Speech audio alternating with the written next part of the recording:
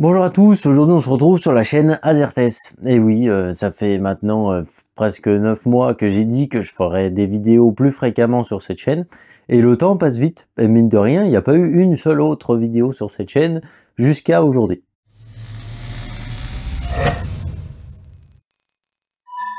Mais dans cette vidéo, on va reparler un petit peu de tout ça. Donc déjà, pourquoi je suis de retour sur ma chaîne, principalement. À quelle cadence de vidéo on peut s'attendre à me voir sur cette chaîne. Et qu'est-ce qu'on va faire finalement comme contenu sur cette chaîne. Ça, c'est certainement ce qui va vous intéresser beaucoup plus. Déjà, pourquoi je suis retourné ici. J'ai entamé ma vie professionnelle. Voilà, j'ai arrêté mes études et je suis parti directement au travail. Donc oui, il a bien fallu sortir un petit peu de cette niche qu'est les études. Et puis, il a fallu aller explorer le monde du travail. Donc chose que j'ai fait actuellement, donc pour l'instant tout se passe très bien, je suis toujours en vie, jusque là tout va bien. Mon travail me plaît, donc pour l'instant tout va bien. Enfin, à côté de cette partie très imposante de ma vie finalement, je vais essayer de caler mes vidéos quand même, parce que j'aime toujours ça, j'aime partager avec les gens. Et du coup, j'aimerais bien remettre un petit peu ça au goût du jour, et du contenu peut-être un peu plus recherché que ce que je pouvais faire à un certain temps. En tout cas, vous avez les raisons de pourquoi j'ai arrêté mon activité sur overclocking.com, c'est que pour moi la fréquence de vidéo n'était pas suffisante par rapport aux objectifs qui étaient à atteindre là-bas, donc je pouvais pas suivre forcément la cadence de test, etc. Donc je suis reparti de manière totalement indépendante ici. On va s'attendre à des vidéos à peu près une fois par mois. Peut-être des fois je vais faire des folies et je vais réussir à sortir 2 vidéos par mois, mais je pense que une vidéo par mois, ça peut être un objectif assez tenable pour moi. Ça permettra d'avoir du contenu d'assez bonne qualité quand même, malgré le temps restreint que j'aurai. Au niveau des thèmes qui seront abordés ici, j'ai fait mes études en électronique, ça m'a particulièrement plu. Je savais déjà que ça allait être très passionnant pour moi, parce que j'adorais vraiment le hardware. Et d'ailleurs, c'est le hardware qui m'a fait partir dans l'électronique, puisque je voulais savoir vraiment comment tout marchait dans le hardware. Et c'est pour ça que je suis parti en électronique.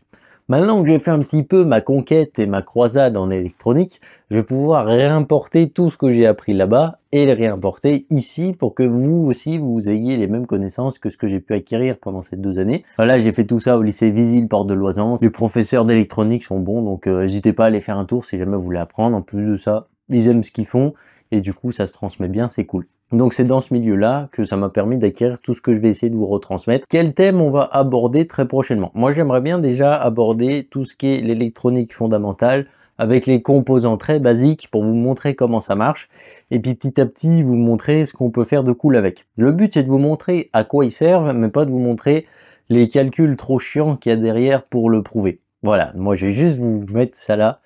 Faut partir du principe que ça a déjà été prouvé, que c'est fantastique, ça marche et à l'heure actuelle c'est top. Voilà, on va juste faire ça parce que sinon on va parler avec des chiffres qui n'existent pas.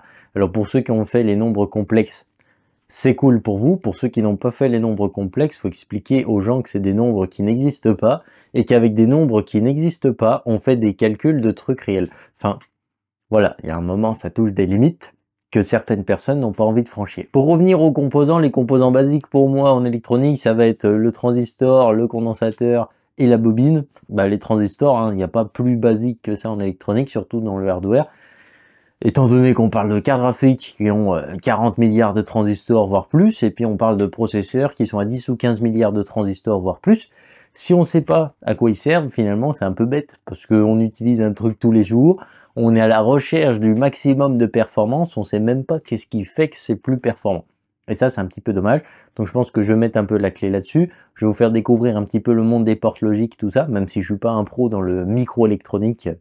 Voilà, je vous ferai découvrir les bases de tout ça pour comprendre au moins vaguement comment ça marche dans un processeur. Et après, on va pouvoir enchaîner avec les condensateurs. Les condensateurs, ça sert principalement au filtrage et ça sert également dans des trucs qu'on utilise aussi très souvent, notamment dans la RAM. Ça marche sur des condensateurs. C'est des trucs qui sont assez basiques et qui pourtant sont clés dans le fonctionnement de beaucoup de composants qu'on utilise. Comme on va parler des condensateurs pour la RAM, on va être aussi amené à parler du stockage et on va parler aussi de la sécurisation des données, comment on détecte les erreurs dans les trames. T'as déjà assez galéré dans ta vie, donc moi je vais pas vous imposer ça, je vais vous montrer le principe. Vous pourrez regarder plusieurs fois la vidéo pour recomprendre le principe, mais je vais pas vous le faire à la main parce que c'était chiant aussi. Encore une fois, c'est pour que vous compreniez comment ça marche et pas forcément pour que vous sachiez le refaire chez vous. Et puis une fois qu'on aura fait les condensateurs, on va parler un petit peu des bobines et là ça va être important surtout pour les alimentations parce qu'il y a pas mal de filtrage avec des bobines. Au niveau des tests, comment ça va se passer? Déjà au niveau des marques de tests, j'en ai encore quelques-unes sous la main, notamment Asus qui reste pas très loin. Normalement, on devrait pouvoir tester pas mal de choses de chez Asus, donc ça va mettre en place. Après, comme je suis une petite chaîne ici,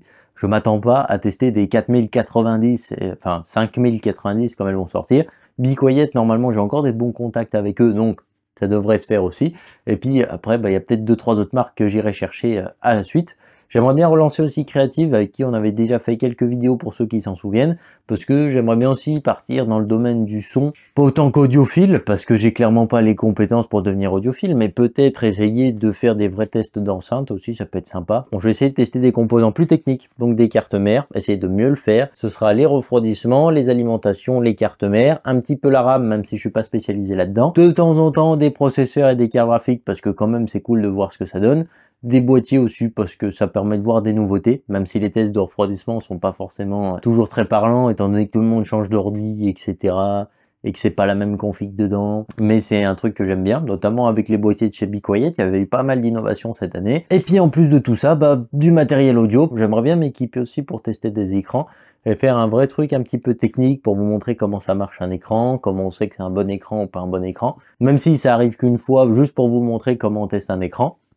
Ça peut être toujours sympa de vous montrer de nouvelles choses. Et puis au niveau de la vulgarisation, comme je vous disais, on va faire tous les composants qui sont très simples, tous les aspects très techniques qu'on a tendance à bien négliger parce que finalement, on est perdu dans le flux des actualités avec la tech, mais il y a les fondamentaux aussi qui sont bien à revoir, notamment comment on transmet de la donnée, comment ça marche la sécurisation des données, la correction des erreurs, pourquoi dans n'importe quel échange entre deux composants, on a forcément de la perte dans les trames, enfin, tout ce genre de choses qui sont assez intéressantes. Également, pourquoi les PCB sont construits d'une certaine manière ou d'une autre, pourquoi le routage il est fait de cette façon-là. Voilà, moi je vais essayer de vraiment revoir tous les aspects techniques qui sont un petit peu oubliés, quitte à faire des trucs un peu moins dans l'air du temps, parce que finalement c'est des trucs qui viennent petit à petit. Donc pour faire très simple, on va essayer d'éclaircir tous les aspects techniques de l'ordinateur qui est ici juste à côté de vous. Donc techniquement, si je fais bien mon travail, dans quelques années, l'ordinateur à côté de vous n'aura plus de secret. Ça va être l'objectif ici, et si jamais toi aussi tu as envie d'avoir cet objectif ou de partager des connaissances, n'hésite pas à t'abonner à la chaîne, mettre le petit pouce RGB, puis on se retrouve très bientôt pour une prochaine vidéo un peu plus instructive ici que celle-ci. À la prochaine.